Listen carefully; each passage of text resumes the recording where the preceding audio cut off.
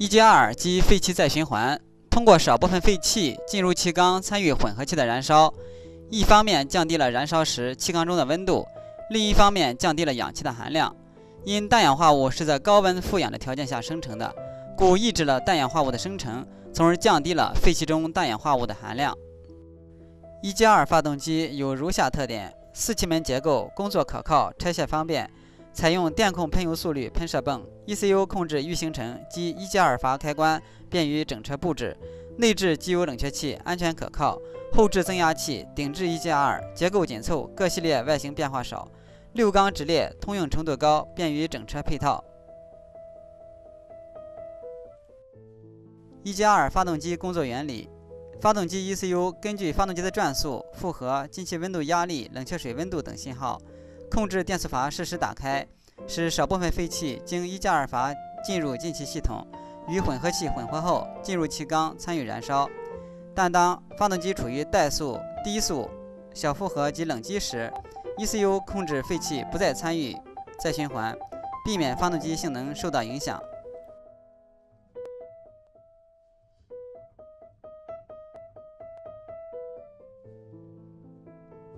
1+2电控部分包括 ECU、各种传感器、气缸、电磁阀、1+2阀。各种传感器包括水温传感器、进气温度压力传感器、预行程传感器、油门位置传感器及曲轴转速传感器。这是电控喷油速率喷射泵，简称 H 泵的外形解剖图。此处为预行程调节螺杆。这是 H 泵主体部分的分解图。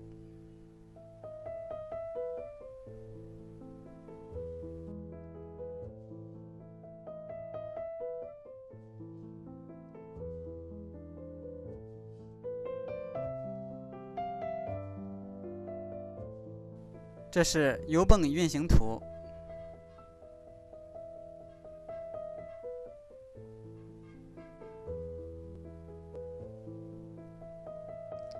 这是柱塞部分分解图。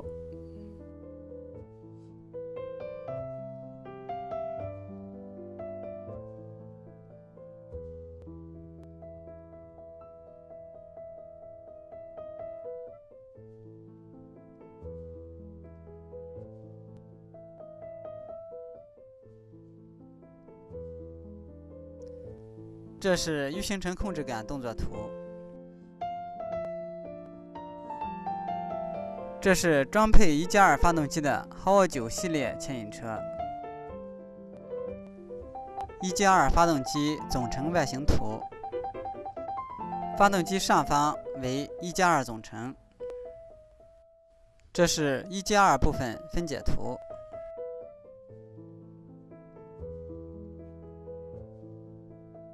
松开放水螺栓，放掉冷却水，拆下节温器总成。拆卸1+2冷却水出水管。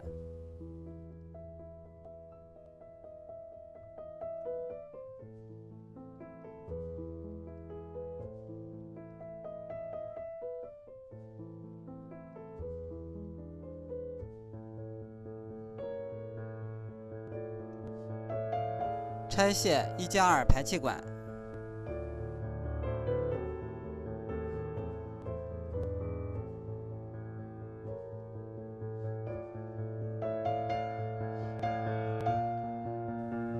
拆卸1+2冷却器进水管。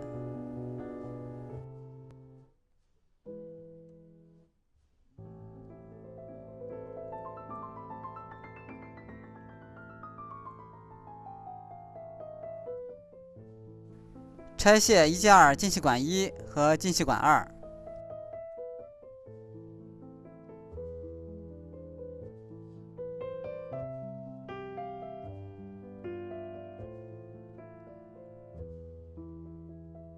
拆下3颗耐热螺栓。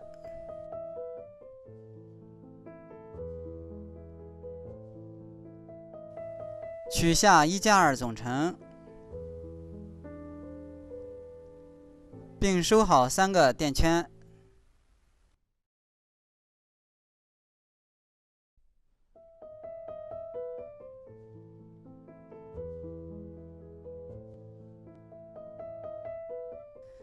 拆卸1接2进气管1和进气管2。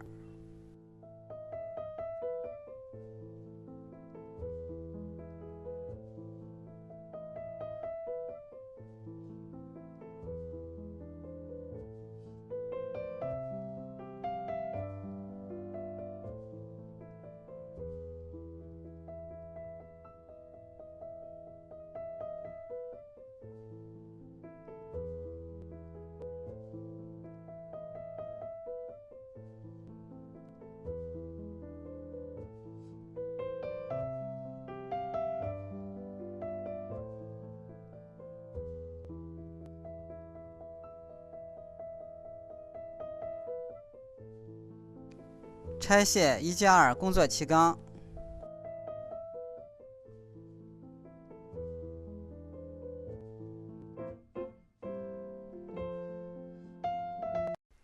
下面我们分解1加2总成。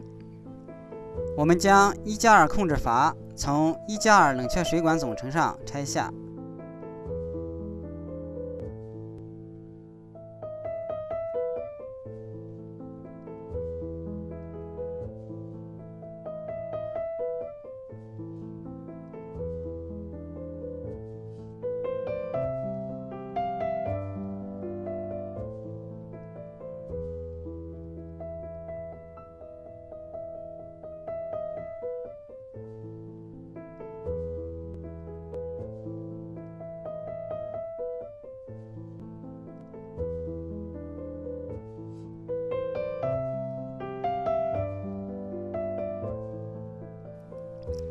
取下阀座、阀栏及垫片，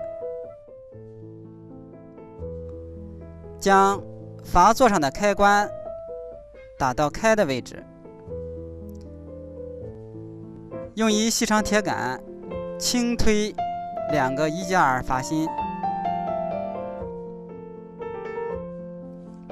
使阀芯与阀座分离。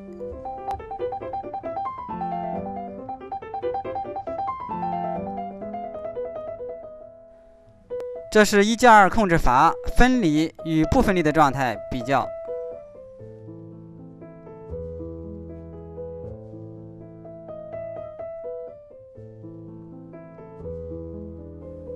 剩余部分为1加2冷却器总成。考虑到密封性的要求，这一部分只允许作为一个总成换装，不允许拆分维修。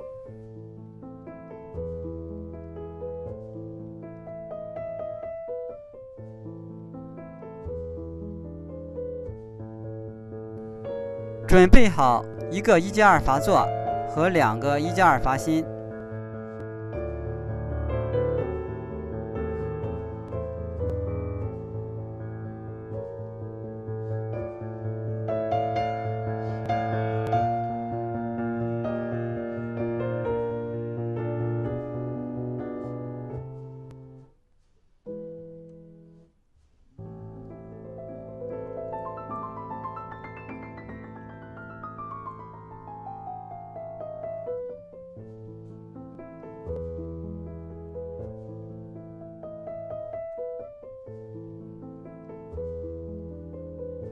将2个1加2阀芯根据画面方向安装到阀座上，注意2个阀芯的密封圈要与阀座水平面保持平齐。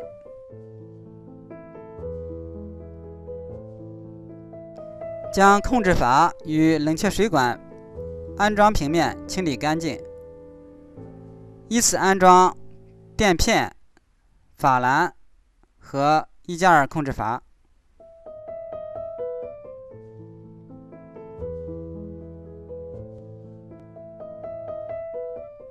连接1加2阀和1加2冷却器的6颗固定螺栓要涂242乐肽密封胶。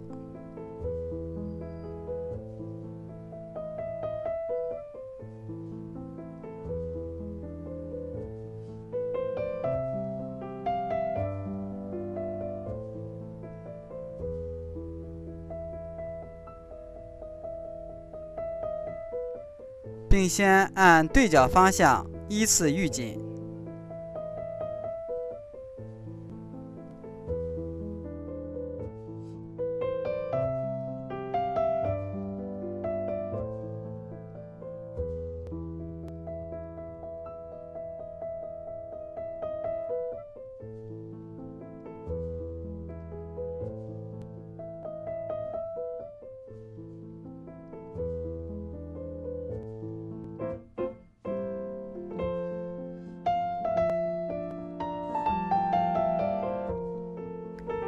最后以30牛米的力矩按对角方向依次拧紧。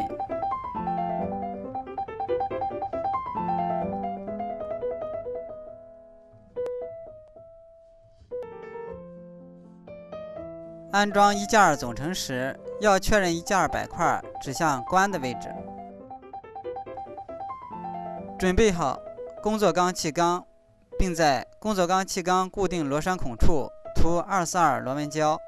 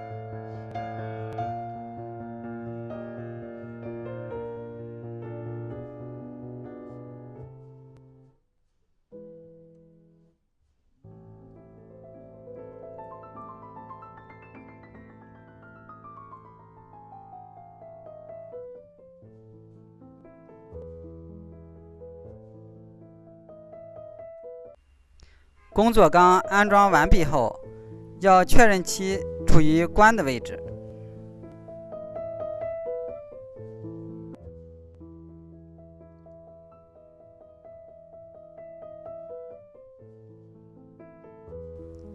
此图中摇柄未贴近壳体上关的位置，即阀门没有关闭严。下面安装1加2进气管1和进气管2。同时要装好进气管密封垫片，固定螺栓涂2硫化钼。首先安装1加2进气管1，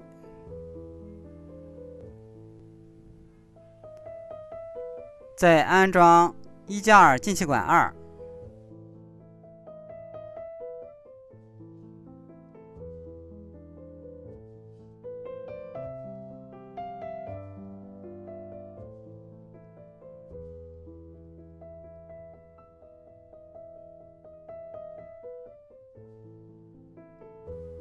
进气管固定螺栓要以30牛米的力矩拧紧。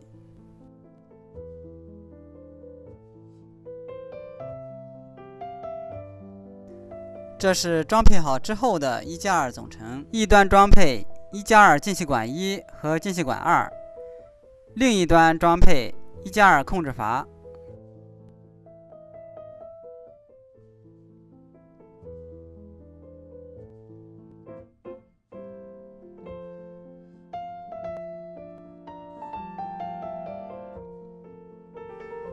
在更换前后排气气管时，要保证3个凸台的固定螺栓孔在一个平面上。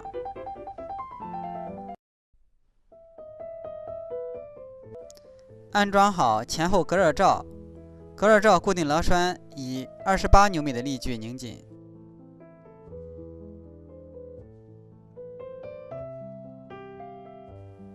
将3个1加2垫块安放到相应位置。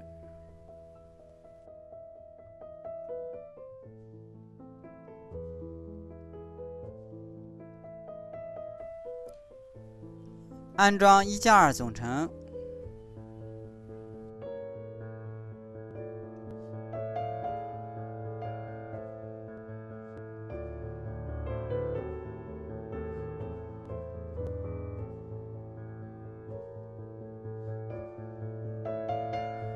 固定1加2总成的3颗耐热螺栓，首先进行松装，使1加2总成不能相对滑动即可。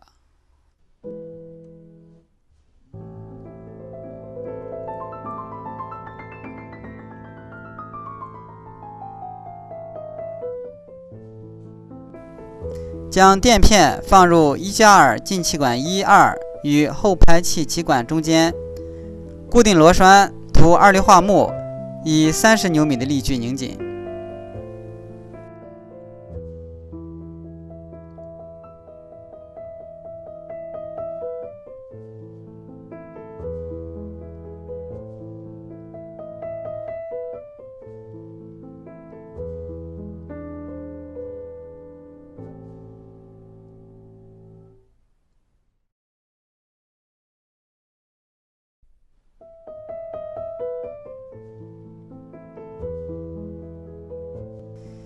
1G2 进水管上的放水螺栓涂242螺纹胶后拧紧。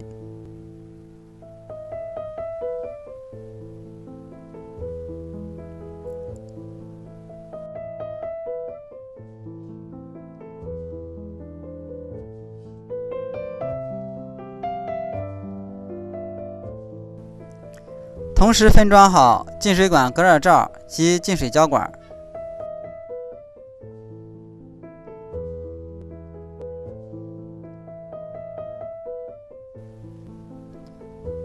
将进气管带垫片安装到发动机相应位置。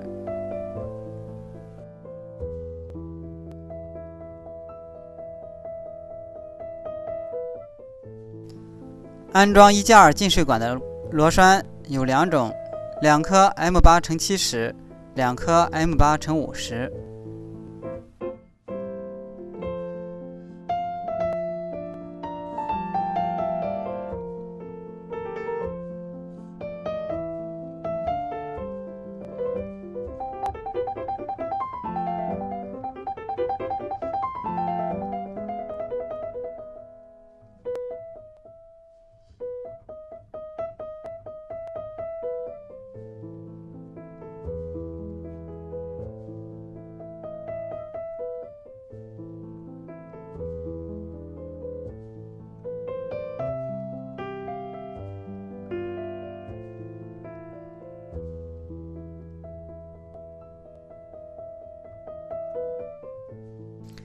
固定好冷却进水胶管。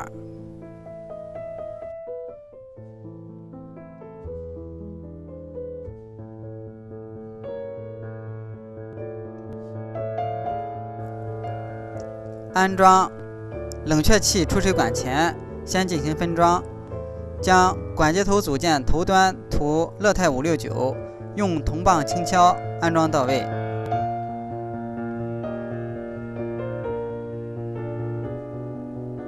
安装水纹传感器，安装前将传感器安装螺纹端涂乐泰242。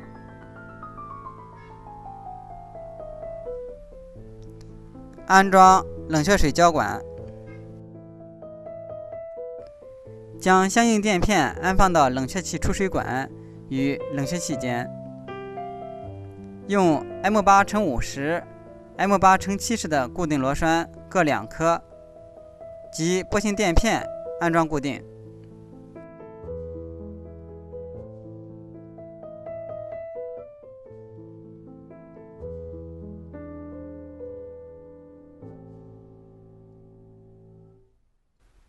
出水管固定螺栓以30牛米的力矩拧紧。在更换节温器时，要注意节温器芯上的排气口要朝向出水口方向。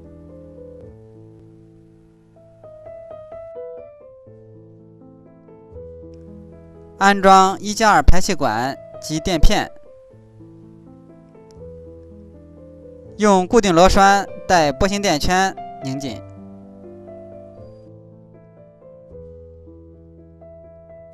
以30牛米的力矩拧紧1+2排气管两端的固定螺栓。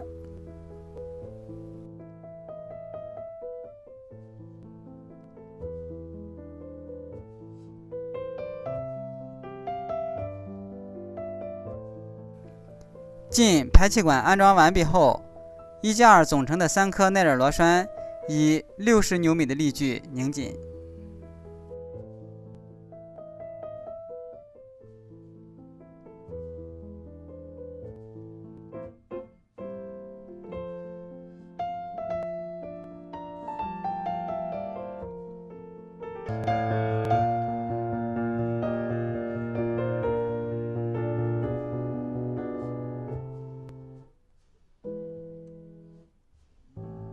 松开角度调节板上的拉紧螺栓，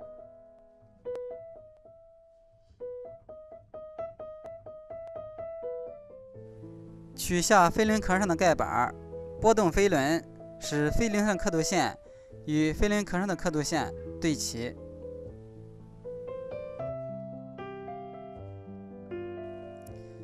飞轮与飞轮壳上的刻度线对准后，检查喷油泵上的指针是否与连接法兰的刻线对齐。刻度对齐后，拧紧角度调节板上的拉紧螺栓。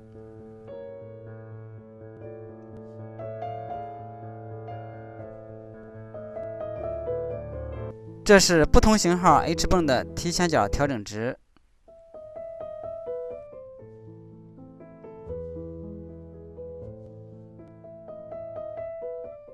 这是检测1+2发动机用的检测工具连线，这一根线为发动机连线，红色护罩连接方向盘左侧的检测端口。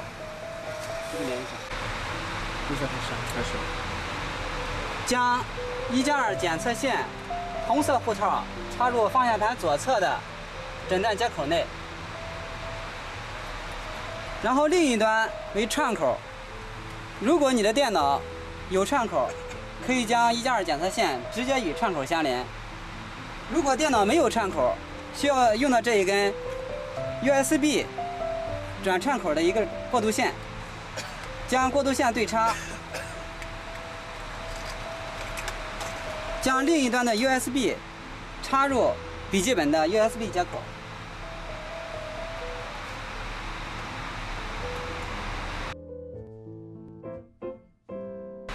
此时电脑会显示检测到串口转 USB 的一个过渡线，这里同时需要安装串口转 USB 线的驱动程序。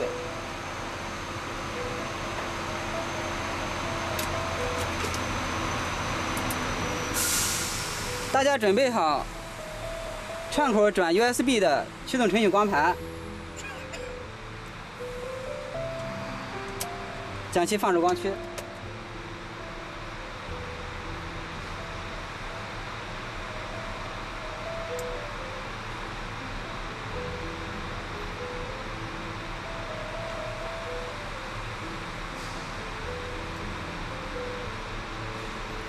打开驱动程序光盘，选择 USB 转串口文件夹，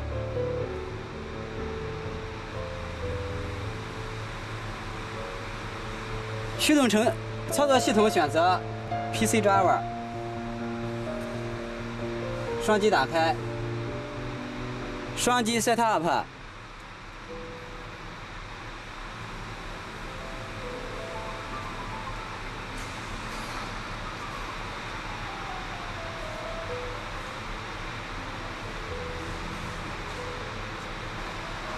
按照安装提示，逐一将驱动程序安装完毕。点击下一步。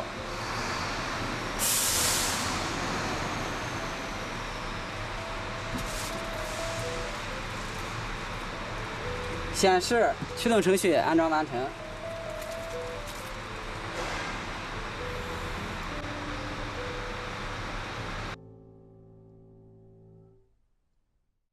转 USB 线，可以重新启动计算机后，再次右击我的电脑，点击属性，点击硬件，打开设备管理器，查看串口，查看端口、串口与打印口。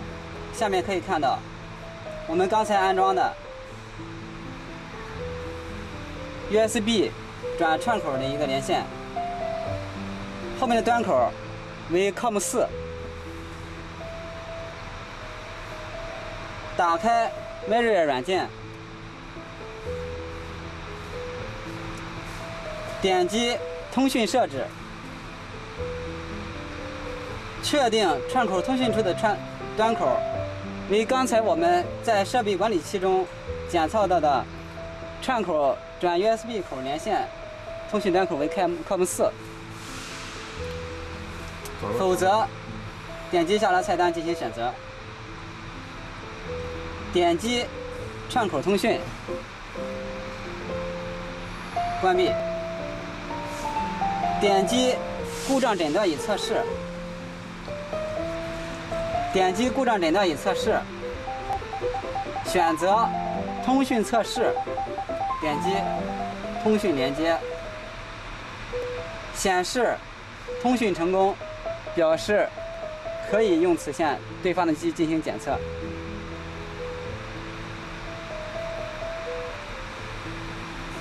我们检查当前发动机有无故障，点击故障诊断下的，将当前故障写入 EEPROM 并显示，系统显示当前无故障。如果当前系统有故障的话，应该在屏幕下方主行显示。如果高压油泵的油门位置传感器或预行程传感器或其他部件损坏，需要更换两种传感器或高压油泵总成时，需要进行油门位置传感器的标定和预行程传感器的标定。点击油门传感器标定开始，在脚离开脚踏板位置情况下，读出当前油门位置传感器的值，将脚离开油门踏板时的值标定为油门位置传感器下限，用脚将油门踏板踩到最大位置，脚踩油门踏板最大位置时的油门位置传感器的值，将当脚踩油门踏板时最大位置时的值标定为上限，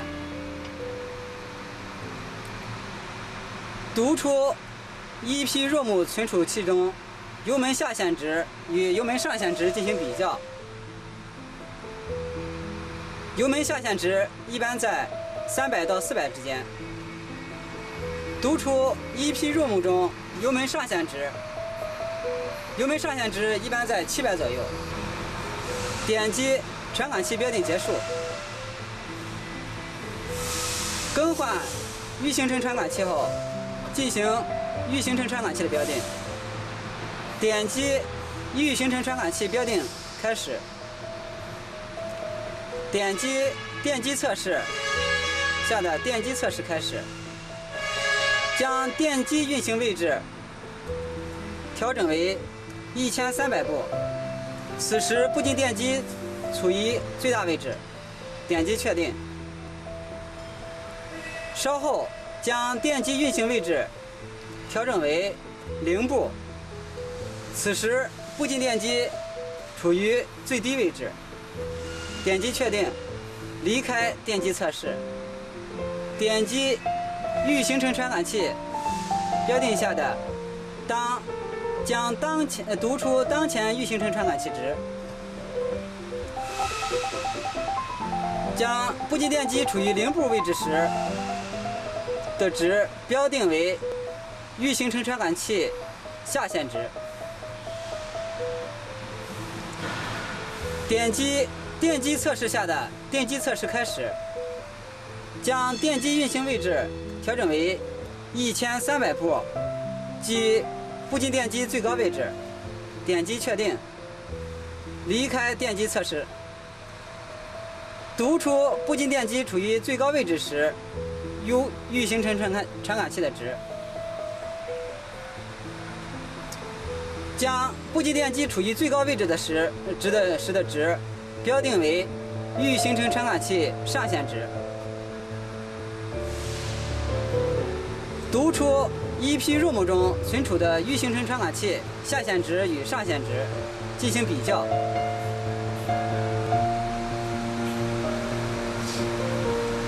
如果预行程传感器下限值与上限值差距较小，说明涡轮涡杆卡死，此时需要将高压油泵涡轮涡杆旁的端盖拆下，用手转动涡轮涡杆使其松动。点击传感器标定结束，点击电机测试结束，最后点击 ECU 复位，将当前值写入 ECU。我们还可以点击1+2测试下1键打开和1键关闭。此时可以听到1键工作气缸的气源断开的声音。结束故障诊断与测试。我们还可以用 Mirror 软件对发动机运行数据进行采集并保存，以检查发动机运行状态是否良好。启动发动机，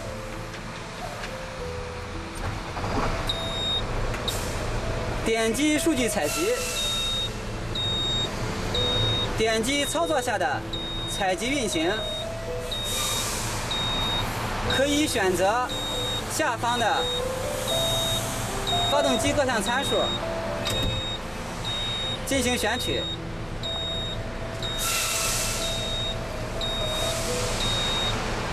加大发动机油门，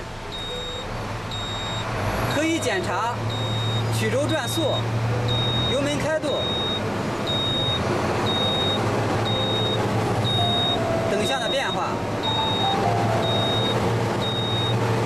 此时也可以比较预行程传感器的标定值与预行程传感器的当前读取值是否有相应变化。如果我们不能对当前发动机的状态进行故障诊断，可以将采集到的数据保存为一个 TXT 文件，将当前数据保存到特定路径下，将这个文件发送到我们重汽公司相应部门进行发动机的故障诊断。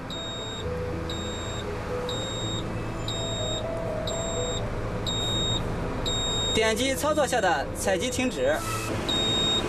这个翘板开关为1键发动机故障闪码诊断开关。向下按动翘板开关，检查1键闪码灯。我们可以根据故障说明书下的故障闪码灯诊断方法对应的表来检查发动机是否有故障。刚才我们看到闪码灯显示1-1，表示系统无故障。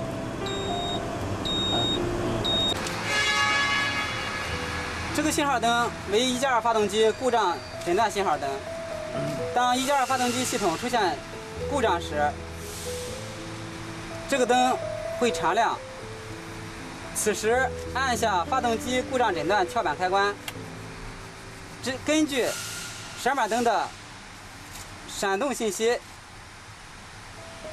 刚才这个故障为3-1，大家可以比照故障闪码灯定义表检查3-1为油门传感器对地短路或对电源短路，即发动机油门传感器存在故障，我们需要对其进行检修并排除故障。我们打开 Mirror 软件，用检测工具连接好检测连线后，我们用 Mirror 软件进行故障检测。点击通讯设置，设置好通讯端口。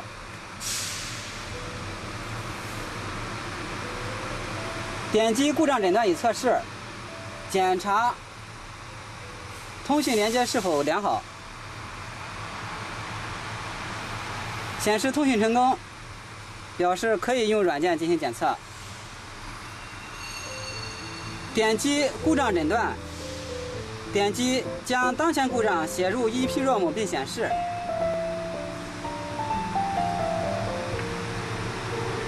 屏幕下方显示0油门传感器对地短路或对电源短路，表示油门位置传感器存在故障，我们需要对其进行故障检查以排除。